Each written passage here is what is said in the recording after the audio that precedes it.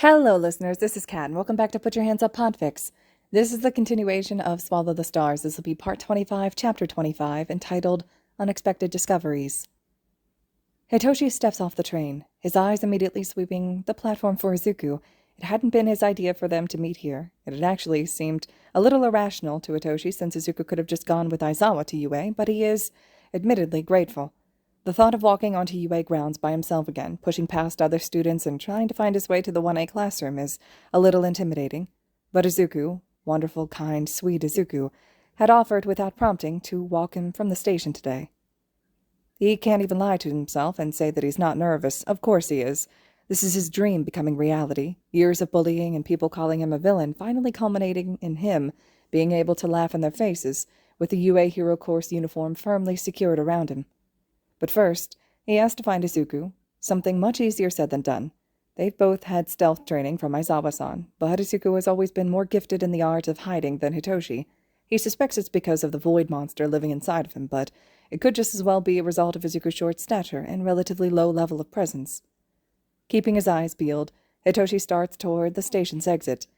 There are multiple kids wearing a UA uniform around, and he glances at each of them, wondering if they're going to be his classmates or if they're from a different course or year entirely, but none of them are Izuku, so he doesn't linger on them. It's not until he's near the exit that Hitoshi spots him. Izuku's leaning up against one of the support pillars, hands shoved into his pockets as his eyes stare blankly ahead, likely lost in thought. There's a dark purple scarf wrapped around his neck, and his face is tipped down like he's trying to warm his cheeks. Hitoshi's heart seizes and then melts, and his shoulders finally relax out of the tension that he'd been carrying all morning. "You look scarily like Aizawa-san right now," Hitoshi remarks as he steps forward, stopping only when he's within arm's reach of Izuku. "Stop that. It's creeping me out." It's not. In fact, it's fucking adorable the way Izuku slides into a copy of Aizawa-san as soon as he's not paying attention to how he's standing or holding himself. Like, the most comforting thing in the world is for him to emulate the first person that ever made him feel safe. Izuku blinks rapidly, light coming back into his eyes as soon as they've lit up from the ground and taken Hitoshi. And then he's smiling, and Hitoshi feels warm. It's ridiculous, but it's nothing new. "Good morning, Hitoshi," Izuku says, straightening up so that he's not leaning on the pillar anymore. Hitoshi watches him move, and he doesn't lean away from the finger that reaches out and pokes gently under his left eye. "Did you get any sleep last night?" With a shrug, Hitoshi lifts his hand and tugs on Izuku's scarf, part of a matching gift that Hitoshi had bought for him. Hitoshi has a dark green scarf that he left at home today. He uses his loose grip on the fabric and pulls Izuku closer to him, and then toward the station's exit. "Not really," he says. "Couple of hours, maybe." Nerves and excitement had kept him up. Thankfully, his mom wasn't about to let him sleep through his alarm on his first day, and she'd been persistent about knocking on his door until he finally stumbled out of his room. Izuku hums in quiet disapproval. "You should have had Maki use her Quirk on you," he says as he reaches up to take Hitoshi's hand from the scarf and thread their fingers together. "Or called me or something." It's not like Hitoshi hadn't thought about it. More than once he and Izuku had fallen asleep on the phone together. Insomnia, nightmares, mitigated at least marginally by steady, familiar breathing on the other side of the phone. "Maki was out last night," Hitoshi says, "and I didn't want to keep you up." His thumb runs smoothly along the inside of Izuku's index finger, a practice motion, unimpeded and unbothered by the fabric of Izuku's glove. "Besides, it's not like this is anything new for me." Getting more than 4 or 5 hours of sleep is rare for Hitoshi. "I guess." Izuku sounds petulant and pouty, which Hitoshi finds adorable, especially since it's on his behalf. They exit the station into the morning sunlight, walking down blossom-lined roads on the way to UA. The wind catches some petals and blows them across the street. Hitoshi thinks the temperature is nice, even following the big thunderstorm they'd had last night. But Izuku has always run a little on the cold side, probably because of Amahaki, and he leans into Hitoshi's side like he's trying to steal his warmth. Hitoshi chuckles, tipping his head down as they pass a pair of adults, walking to the opposite direction. "Do you want my jacket?" They're wearing their winter uniforms, and it's honestly a bit warm. Hitoshi could do without. Izuku shakes his head. "I'm okay," he promises, words muffled by his scarf. "Yeah, sure." Hitoshi totally believes him. With his fingers still tangled in Izuku's, Hitoshi lifts his arm and drapes it around Izuku's shoulders, pulling him more firmly into his side. Izuku squeaks, and an adorable blush spreads across his cheeks as he mumbles out a thank you, but he doesn't pull away. Good. The rest of the walk is mostly quiet. Hitoshi can tell that Izuku is stuck in his head today, prompted by the change in routine or something else that's out of his comprehension, but that's okay. Hitoshi doesn't mind Izuku's silences, is completely unbothered when he decides that talking is just too much effort, which has been happening more frequently since the villain attack, but Hitoshi knows that Izuku is seeing his therapist again, so he's not too worried. He just plays with Izuku's scarf as they walk, sliding his fingers through the fabric, wishing it was Izuku's hair instead. By the time they reach UA, though, Izuku seems antsy, excited or nervous or something, but he's less settled than he had been on the walk. "You good?" Hitoshi asks, ready to stop walking if Izuku needs a moment, uncaring that they're just outside of the main building and would be obstructing the flow of foot traffic. Izuku looks up at him and opens his mouth, frowning when nothing comes out. He raises his hands instead to sign. "Distract me. What are you thinking about?" Hitoshi watches Izuku's hands and then hums, steering them around and through the throng of students. Izuku guides him with pokes and gestures since he knows the way, but Hitoshi's taller and less opposed to physically shoving past people if he needs to. "That the doors are fucking huge," he says. Izuku snorts, which makes Hitoshi grin wickedly. Success. "They are. Like, seriously, why are they so big?" "For mutant quirks," Izuku says out loud, laughter making his voice lighter. "Some mutations increase someone's size, and even some emitter quirks can cause similar effects. It's just forward-thinking on Principal Nezu's part." The laughter dies on Izuku's throat, and he suddenly groans, bringing his hands up to his face. Hitoshi's about to ask what's wrong, when Izuku says, muffled behind his hands, "Oh God, we're going to have to call Aizawa Sensei."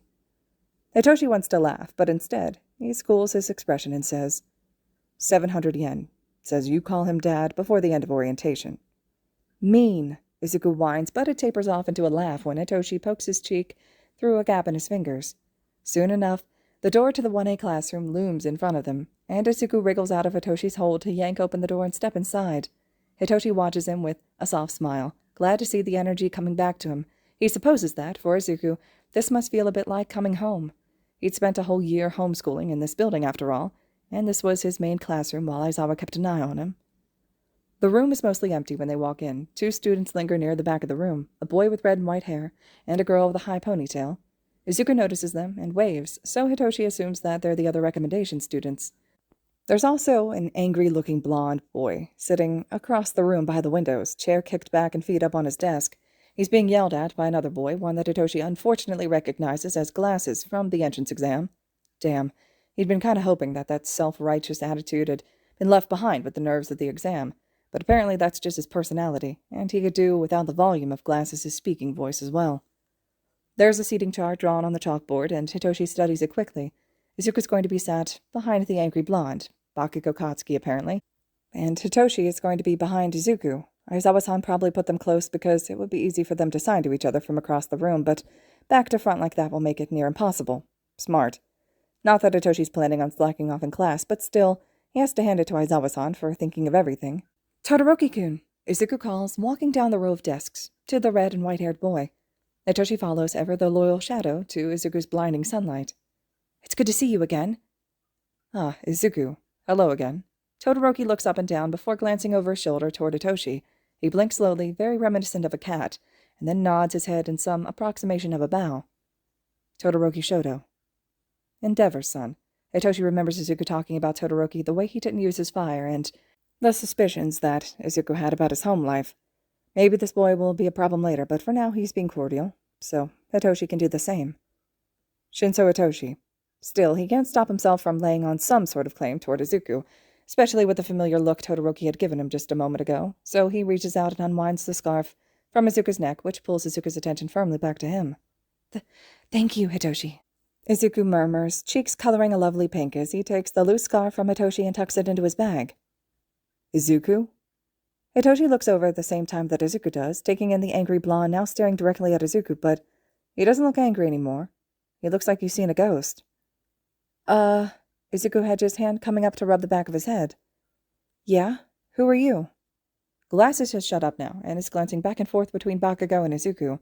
The door opens to admit more students, but Hitoshi doesn't look, not when Izuku is so clearly uncomfortable. Bakugo stands up and pushes Glasses aside, ignoring the way the other boy sputters and shouts out a reprimand. "You don't remember me?" Izuku takes a step back. "No, I don't. I'm sorry. Are you sure we've met before? For whatever reason, that makes Bakugo angry again. Huh? The fuck do you mean? We grew up together, shitty nerd. Izuku goes frighteningly still, but Bakugo either doesn't notice or doesn't care.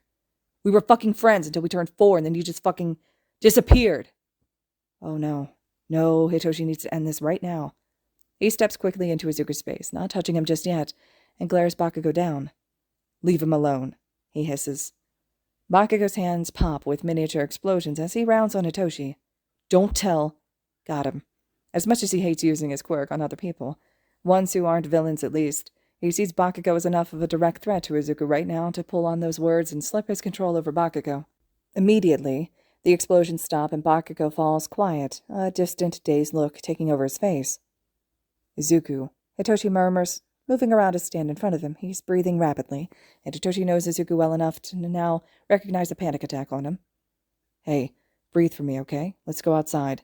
He broadcasts his movement slowly, obviously, and Izuku only flinches a little when he sets his hand on his shoulders. There you go, come on. Despite his rapid breathing and the directionless flickering of his eyes around the room, Izuku follows the guidance of Hitoshi's hands and starts walking to the door. The students that had just walked in call out to them, most unconcerned, but Hitoshi doesn't pay them any mind. At least, not until he recognizes one of them. Kirishima, he calls, making sure his voice stays low. The red-haired boy walks up to him immediately. Is he all right? He asks, eyes slipping to Izuku and then back to Hitoshi. No. Panic attack. Hitoshi glances behind him, into the classroom. Keep that blonde fucker in here, please. He has an explosion quirk in his palms and doesn't seem afraid to use it, so you might have to use your quirk to keep him from getting hurt. Kirishima's eyes narrow, but he nods and steps away. You got it, bro. Glasses, Hitoshi snaps, drawing the attention of the appropriate boy. Make yourself useful and go get Aizawa-sensei from the teacher's lounge. Tell him Izuku's having a panic attack. Hitoshi doesn't think that he'll need Aizawa-san's help, but he's going to want to know about this anyway, and Hitoshi isn't going to take his hands off Izuku to text or to call. With all that taken care of, Hitoshi returns to his task of guiding Izuku from the room. He drops his control on Bakugo as soon as the door is closed. The hallway, thankfully, isn't busy, and there's a little alcove across from the classroom door that he tucks Izuku into before he eases him to the floor. It's okay, Hitoshi murmurs, sitting in front of Izuku to guard him from the open hallway. Izuku's eyes move to his, wide and frightened and unseeing, but they don't leave. Hey, he smiles. That's good, Izuku. Look at me. Just me, okay? I can't. Izuku whines, face pinching tight as he struggles for breath. Hitoshi takes one of Izuku's hands and presses it over his own chest. Yes, you can, he encourages. Just breathe, Izuku. You're all right. I've got you. Tears build up and overflow from Izuku's eyes, pouring down his cheeks and even streams. It's a silent cry, which is so much worse than open sobbing from Izuku. Carefully, making sure Izuku isn't tensing or pulling away, Hitoshi gathers him to his chest and slowly starts to rock him. He whispers to him as he does, little nonsense phrases just so Izuku can hear him, so that he knows he's not alone. Helping Izuku through a panic attack is never not terrifying for Hitoshi.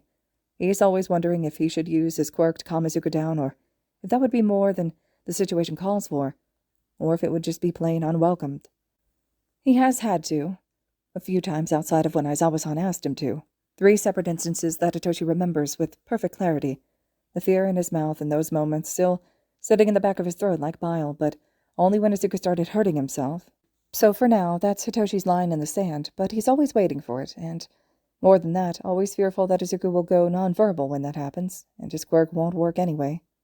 It only takes a few minutes before running footsteps come down the hall, and Hitoshi leans back enough to see Aizawa-san on his way, glasses trailing behind at a respectful distance. Izuku? Aizawa-san asks, voice quiet as he slows his approach and crouches in front of him to Hitoshi's left. Hitoshi shakes his head, knowing that Izuku won't respond because he's still trying to regulate his breathing. With a soft sigh, Aizawa-san turns to glasses and dismisses him with a, Thank you, Ida. Please go inside the classroom. Once they're alone, Aizawa-san runs a hand through Izuku's hair, his fingertips making soothing circular motions against his scalp. Shinzo, tell me what happened. Hitoshi tells him everything, including Bakugo setting off his quirk, and Hitoshi using his own quirk to make him back off. I had to get him out of there, he says, voice still soft, for Izuku's sake, even if he wants to charge back into the classroom and lay into Bakugo. I didn't know what else to do. Please don't punish Hitoshi, Izuku says, speaking for the first time since he started crying, and his hand tightens into a fist on Hitoshi's jacket. a good sign that he's coming around. He was just protecting me. It's not his fault. No one's in trouble. Aizawa-san reassures. Izuku, can you look at me? Dutifully, Izuku lifts his head from Hitoshi's shoulder and blinks at Aizawa-san, his free hand coming up to scrub away the tears on his cheeks. Aizawa-san uses his thumb to wipe at what he misses. Hey there, problem child. Take a deep breath for me. Izuku does, a little shaky, and then again and again when instructed. There you go, good job. How are you feeling? Confused, Izuku says. I really don't recognize Bakugo. He said he knew me before we turned 4, but I don't. He cuts himself off with a shake of his head. I'm sorry for all the trouble. It was supposed to be a good day. He laughs wetly at that, and a few fresh tears spill over that he hurriedly wipes away. Hitoshi cups Izuku's cheek and shakes his head firmly. It's still going to be a good day, and this isn't your fault, okay? Stop apologizing. Izuku puffs out his cheeks, but he smiles tentatively when Hitoshi does. Okay, I'm all right now. Promise? Aizawa-san asks. Promise. Good. Aizawa-san gets to his feet and watches while Hitoshi and Izuku do the same. Time to go scare some kids. Izuku laughs, and it's a little wet, but it's the best thing Hitoshi has heard all morning. They follow Aizawa-san into the classroom, hiding behind his intimidating presence after he bangs open the door and glares at the students not sitting in their seats. The first thing Aizawa-san does is march up to the chalkboard and switch the seating chart. Yayorozu and Izuku switch desks. The girl with the high ponytail, originally in the seat behind Hitoshi, doesn't even hesitate. She gathers her things and gets out of her desk. When Hitoshi and Izuku pass her, she sets a soft hand on Izuku's arm before pulling away. Hitoshi doesn't know a single thing about her, but he likes her already. Aizawa-san addresses the class as soon as Izuku takes his seat. It took you all, not including the students who switched, 8 seconds to find your seats and shut up. Unacceptable. Every second matters when you're a hero, and I expect better from my students specifically. Now, he reaches under the podium and pulls out 4 stacks of blue uniforms. Put on your gym uniforms and meet me in the field behind the building. You're being timed. Hitoshi's out of his seat immediately, years of training with Aizawa-san telling him that the word go is never going to come out of his mouth. Izuku's right on his heels. They're halfway to the front of the room before the other students get in their heads that they're meant to get up as well. The uniforms, gym outfits, are labeled, and Hitoshi finds Izuku's first, passing it over as he quickly searches for his own. Before he can find it, he feels it pressed into his hands, and Todoroki gives him a nod before stepping away.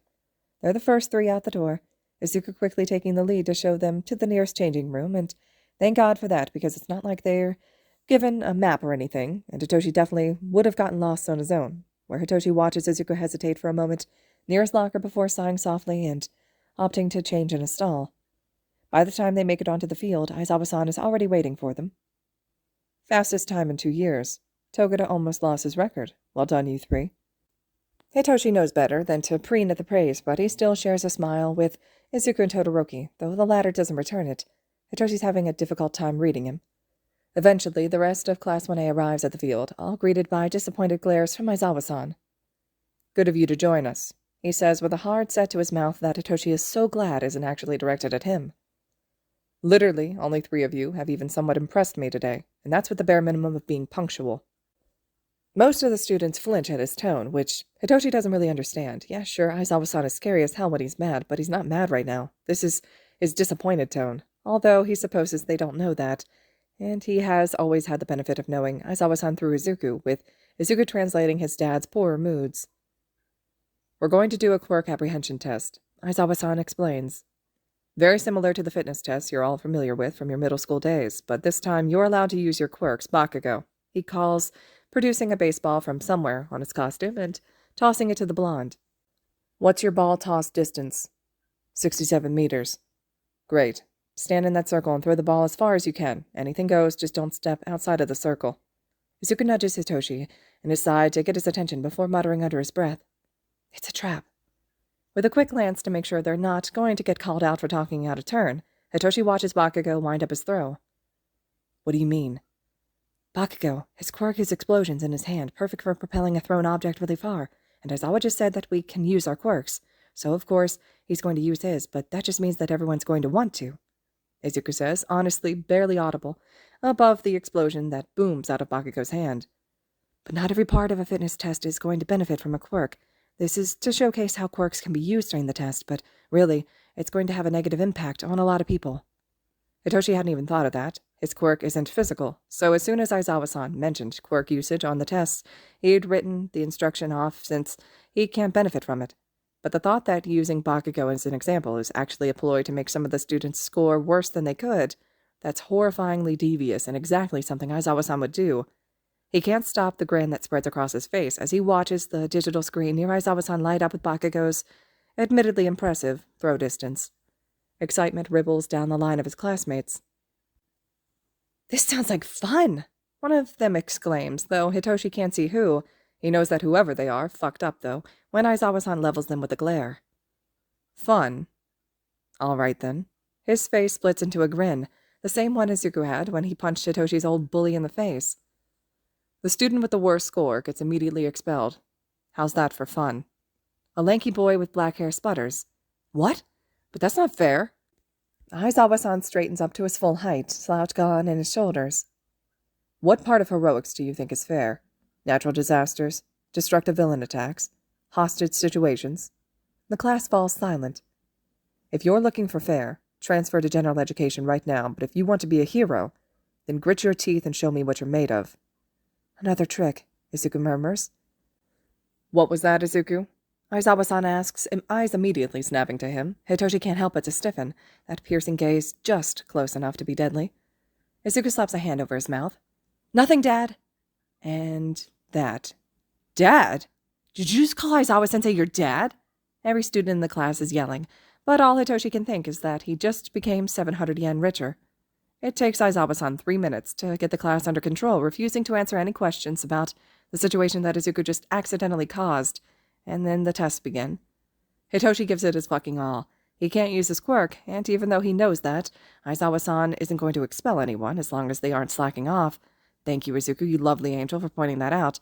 He doesn't want to have the lowest score. He deserves to be here, damn it, and this is the perfect way to prove that on day 1. The sprint is easy, and the rope climbing wall is actually borderline fun, but the tire steps and the grip strength and the fucking push-ups suck. But he gets through it, pushing himself as hard as he can. And he's not last. He places well below Izuku, who's sitting pretty in the top 5, but Hitoshi is pleased with 13th place. "Hagekure," Aizawa-san calls to the last place finisher. After a moment of waiting for the invisible girl to walk up to him, Aizawa dips his head down and his gaze softens. "You're not getting expelled. You did a good job." Really? Even from where he's standing, Hitoshi can hear the shaky tears in Hagekure's voice. He doesn't blame her at all. He would have been right there with her, worrying about expulsion too if he hadn't overheard Izuku. "You lied?" It's the girl he rescued at the entrance exam, the one with the anti-gravity quirk and the round cheeks. She did quite well in the assessment, though, so Hitoshi isn't quite sure why she's so offended. Aizawa-san looks over to her, and sweeps his gaze along the crowd of milling students. "It was a logical ruse," he says with a shrug, unbothered by the tension aimed at him. Previously, when Hitoshi had heard stories about Aizawa-san being a ruthless teacher who expelled students left and right, he hadn't believed them. Izuku was always adamant about Aizawa-san's reasoning, about the logic behind it, and Hitoshi had left it at that. But staring at his sensei right now, Hitoshi understands why he has the reputation that he does. "The fuck is that supposed to mean?" Bakugo snaps, pushing forward to the front of the crowd. "You said that bottom of the pack goes home. They can't keep up, and that's their problem. Why are you backing out now?" Before Aizawa-san gets a chance to answer, Izuku beats him to it. "Are you dense?" he asks, and the panic is gone that had filled him earlier. Gone is the blushing and the stuttering boy who'd outed himself as Aizawa-san's son before he'd even been in class for an hour. This is the Izuku who stood between Hitoshi and a group of middle school bullies. This is the Izuku who faced down the ghost of his past and kept his head while doing it. This is the Izuku who traded his life for little girls and walked away with a comet of a scar across his throat. Bakugo rounds on him. "Say that to my face." Hitoshi's so close to snapping at Bakugo, the bastard has already given Izuku a panic attack today, and now he's about to blow up in his face for a second time. Izuku doesn't need to be dealing with that shit, especially not when he'd started the morning practically non-verbal. But Izuku doesn't give him a chance to step in between them, to bite out a scathing remark, to shove Bakugo back and punch him to the ground like his knuckles are aching to. Izuku stares Bakugo dead in the eyes and doesn't give an inch. "You've heard the rumors, right? How Aizawa-sensei expelled his entire homeroom class last year. How he expelled the majority of his homeroom 2 years ago." Murmurs break out among the other students. Apparently, not all of them had heard those rumors.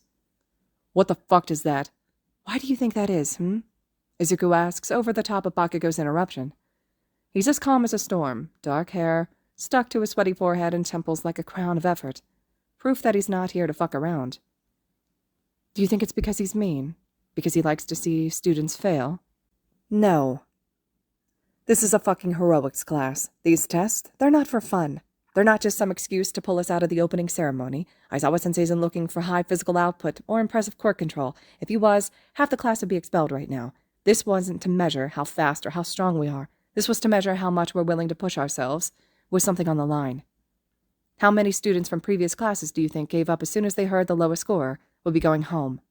Izuku tilts his head to the side, and the calculating look in his eyes makes Hitoshi shiver. God, he loves Izuku. How many students do you think were unwilling to walk through the gauntlet to prove themselves? Hagekure isn't going home because she tried. She pushed herself as hard as she could, and then she pushed herself some more. But of course, someone like you, with a powerful physical quirk perfect for acing those sorts of tests, wouldn't have noticed that. Of course, someone like you wouldn't have bothered to look at what the rest of the class was doing, wouldn't have bothered to see if anyone was struggling or thriving or being creative with their quirks to do better. Izuku points to the scoreboard beside Aizawa-san. The rest of the class is silent. That's why you lost to Todoroki-kun. That's why you lost to Yaoyorozu-san. You were so overconfident in your own abilities that you weren't looking at the people around you. Bakugo looks furious, veins popping in his forehead, jaw clenched tight and teeth grinding together. Hitoshi wants to tell Izuku to stop, that he's done enough, but Aizawa-san hasn't said anything yet, so he'll wait until Izuku is finished. You walked up to me this morning thinking you knew me, but from what I've seen of your observation skills today, I'm less and less likely to believe that's the case. You better start learning to pay attention, Bakugo, or the rest of the class is going to pass you so fast you'll think you're running backwards. Bakugo's palms pop in tiny explosions, and Hitoshi is honestly surprised that he isn't lunging for Izuku right now. Those are big fucking words for someone who scored worse than me. I scored that without using my quirk, though, Izuku says, and the way he sounds almost confused is endearing to Hitoshi and clearly infuriating to Bakugo. My quirk isn't suited to tests like these. It's not propulsion-based. It's not something that would make me run or climb faster. Hell, it would actually make me do all those things slower. You got some weak-ass mental quirk? Bakugo scoffs. Being muscular doesn't make up for having a useless quirk. First of all, there's no such thing as a useless quirk, Izuku says, bristling for the first time all day. He looks just as angry as Bakugo now, just ready to tear down the boy in front of him despite having already done so with the patience of a saint. Second of all, he pulls off his glove before Hitoshi realizes that he's going for it, and then he thrusts his hand to the side, and a crater the size of a car just appears in the ground for several meters away from all the students, with a loud crack. No, I don't have a mental quirk. For a split second, Bakugo does a double take and looks unsure of Izuku. It's immediately wiped away by more anger, but Hitoshi clocks it all the same. All right. Aizawa-san cuts in, not raising his voice, though he flashes his quirk. That's enough. Izuku, put your glove back on. Bakugo, calm down. All of you. Go change out of your gym uniforms and meet back in the classroom so that we can talk about your scores. It's a clear dismissal, and Hitoshi wants to move, but he doesn't because Izuku doesn't. Izuku stays where he is, staring down Bakugo, and Hitoshi waits for the inevitable explosion, the howl of rage he's already come to expect at the blonde. Instead, Bakugo postures for a moment more before clicking his tongue and turning away. Whatever. I don't have time to deal with you fucking extras anyway. When Bakugo disappears into the building, Izuku sags like a puppet whose strings just got cut. Hitoshi grabs his chest and shoulder immediately to support him, and he's surprised when Todoroki, why is he still here, grabs his arm to do the same. Hey, Toshi, Izuku says, looking up at him with a sarcastic smile that doesn't at all fit with how exhausted he looks. Bakugo is way scarier than the guy I punched in the nose for you, don't you think? Hitoshi blinks, stunned, and then laughs. Are you trying to make standing up to bullies into a competition with yourself? No fucking way Izuku's serious about this, but the thought alone is funny as hell. I could, Izuku muses, slowly starting to stand up, under his own weight, though he doesn't pull away from either Hitoshi or Todoroki. I've punched your bully, stood up to Bakugo, who I guess isn't really my bully, but he seems like a bully in general, and he did make me have a panic attack this morning, so maybe it counts. Now I just need to punch Todoroki-kun's bully, and we'll have the set. Ah, so Todoroki's getting pulled into their friendship after all. Hitoshi isn't really surprised by that, given that he knows Izuku had been texting him since the recommendation exam, mostly one-sided conversations about the cats and other nonsense things that Todoroki doesn't usually respond to. He is, however, surprised to learn that He doesn't mind the thought of having Todoroki as a friend. The guy is weird for sure, but so is Hitoshi. Hell, so is Izuku. And he doesn't seem mean. And he does seem to have problems and trauma of his own. Fuck it, he'll fit right in. Aizawa-san clears his throat, and they all whip their heads around to stare at him. Did you miss the part where I told you to go change? Shit. Hitoshi, Izuku, and Todoroki all book it toward the main building, leaving Aizawa-san on the field alone. I mean it, Izuku says once they're inside and away from the threat of a red-eyed scowl. He looks at Todoroki with his sun-swallowed smile already in place. Tell me who your bully is, and I'll punch them in the face. Just give me a name and I'll go after them. Todoroki doesn't smile, doesn't laugh, but it's clear from his eyes and the twist of his mouth that he's seriously thinking about Izuku's offer. Punch Bakugo first, Todoroki says after a few moments of silence. He turns his head and meets Izuku's determination directly. I'll tell you then. Izuku laughs, light and carefree. You have yourself a deal, Todoroki-kun. All right, listeners. This concludes Chapter 25 of Swallow the Stars. Chapter 26 will be next. I hope you all are enjoying this fic so far. Please let me know your thoughts and reactions to this. I really like the way the author is setting up the dynamic between Izuku and Bakugo in this one. As always, though, thank you so much for your support and for listening.